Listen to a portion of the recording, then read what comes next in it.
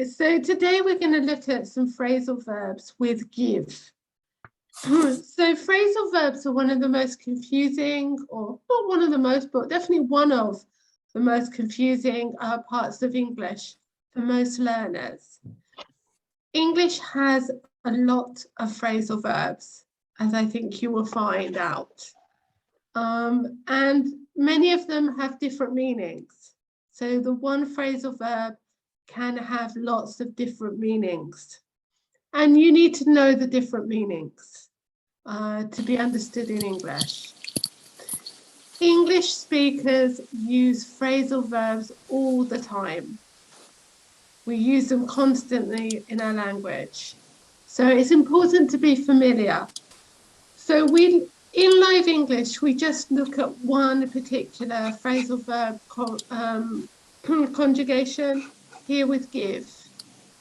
My advice is to never to try to learn all phrasal verbs.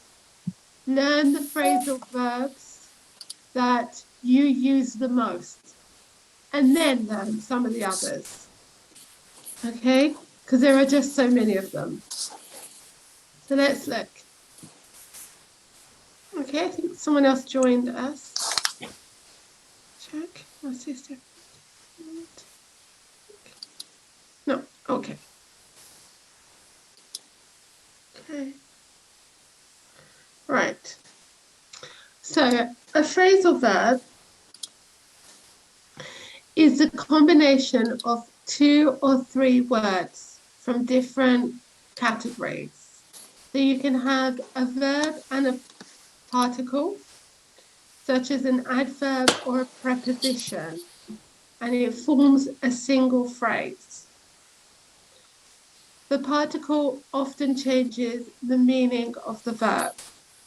So often you will find a verb plus preposition. That's usually the most common, verb plus preposition.